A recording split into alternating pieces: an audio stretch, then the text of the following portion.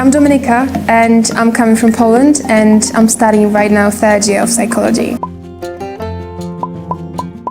How on earth I end up there? If you want to know how I end up on the billboard, listen to the end of the video. So today I'm gonna talk about 5 different principles that they help me go out there and stand out from the crowd completely. I went through quite a lot in the past 4 years and I would like to talk about it just because I can help someone. Maybe someone will benefit from it at some point.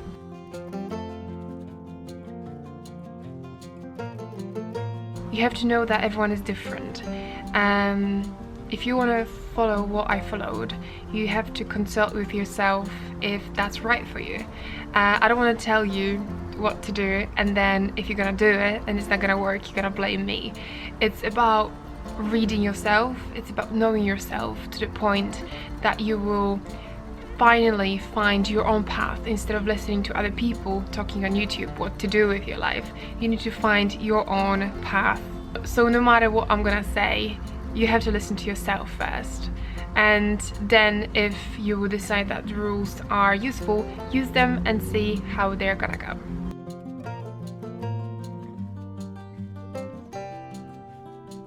So first of all, be active. That's one of the base of accomplishing something. You have to be active, you have to move, you have to go out there, you have to be brave, you have to talk to people, you have to go out from a comfort zone. Without that, you will not accomplish anything, just because if you will not go out, you will not be active, you will not meet new people, you will not network, and you'll really not feel competition as well. Because I know many people, when they feel competition, they're automatically out there because they want to be better than someone else. That's a good thing. However, it's not a good thing as well. So when you feel competition, when the competition is healthy, it's alright. However, if you will do this because you want to prove something to someone, that's becoming unhealthy. If you feel motivation but at the same time stress, it means the motivation is not good. You have to change it. You have to try to be the best version of yourself instead of comparing yourself to other people. Secondly, be passionate. If that's what you want to accomplish is important to you, you will be passionate and you will be motivated. If you follow your path just because someone told you to, if your parents are forcing you to study law or to study psychology or to study medicine and you not feel it, then you will not be passionate, you will not be active, you will not be motivated. So don't be surprised that you will not accomplish anything just because you're not passionate and motivated. Just don't follow the path, just do what you think is good for you. Don't listen to other people. You don't have to even listen to me. You will spend with yourself the next 80 to 100 years, and no matter what, you have to deal with the profession you're gonna pick, deal with goals and deal with consequences of stuff that you started. And if you will not be happy about them, if you will not be passionate about them, you will struggle and you will hate your life. So just don't do it. The third one, as I said, be active, be passionate and be motivated. There are like 3 goals that they are like the most important when it comes to being different and doing stuff that they are different. Fourth, be yourself. If you will not be yourself, you will not really win anything. When I came to England for the first time, I was very shy. I didn't know what to do, I didn't know how to pay bills, I didn't know how to create a bank account. I couldn't even speak English. I remember when I was going to the bank and I had the translation of what I want to say on my phone, and I just didn't say anything. I just showed this to a person behind the counter and then I just made a bank account. So I was struggling at the beginning. It was freaking scary. But these experiences taught me a lot. They taught me that going out from a comfort zone is a difficult thing. And I know it is difficult, but when you go through it And when you will go through it at some point, you will realize that all of these problems that I had before, they're ridiculous, they are small, they are not really important.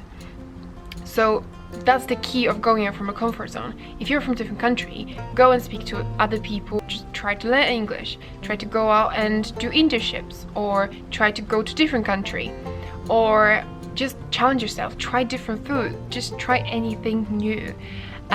If you will experience this kind of situations where you'll be forced to do something that it's beneficial for you, I'm not talking about forcing in a negative way, I'm talking about the beneficial way, you will learn and you will finally see that you can do more, but you need to be brave and you need to go out from your comfort zone and get some confidence.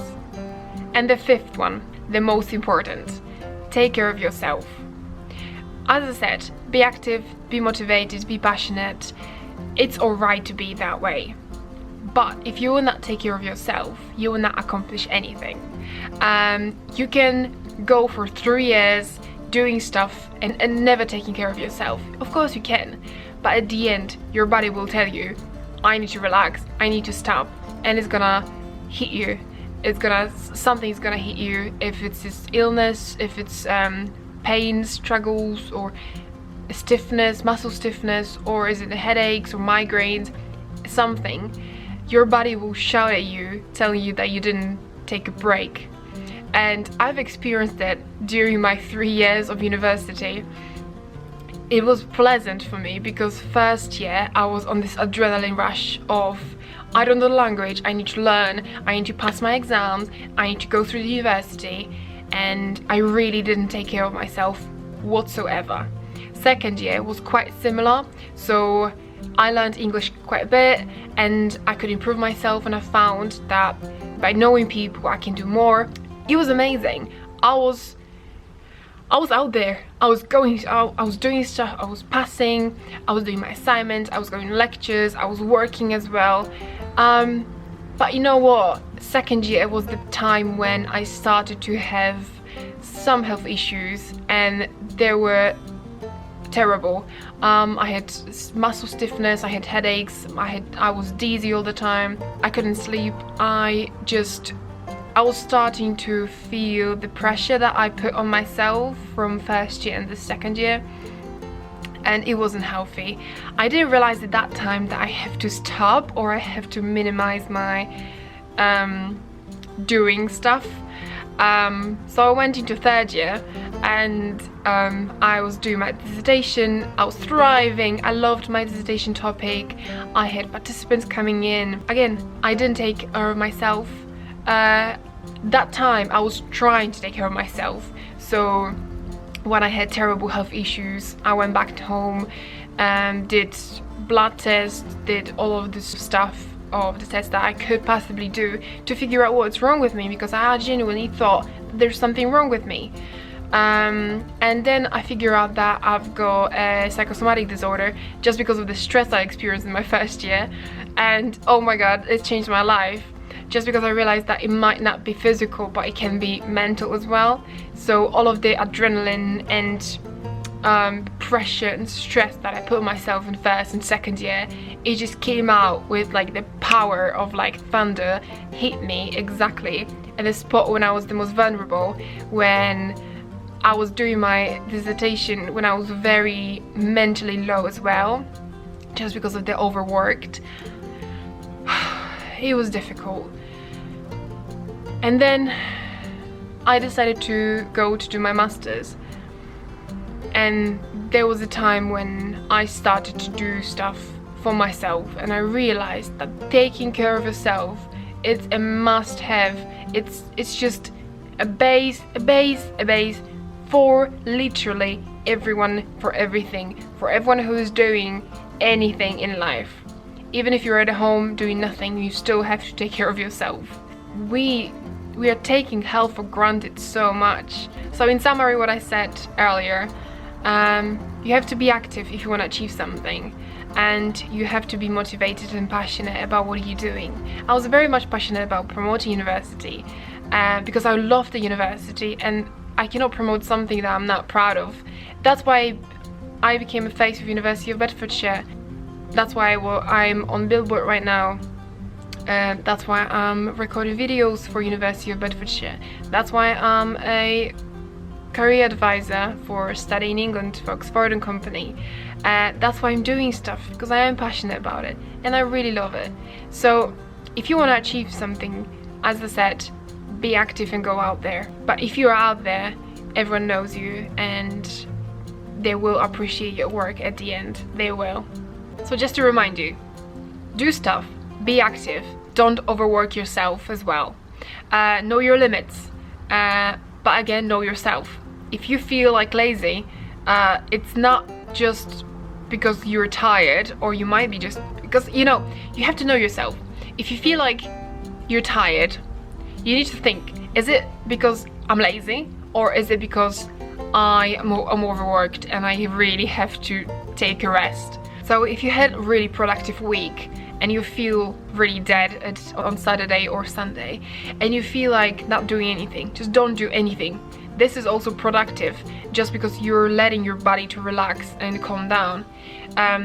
If you don't do anything for months and you still feel tired, it's not just because your body wants to relax, it's just because you're lazy and you're not exercising, you're not eating properly probably, and you just don't do anything.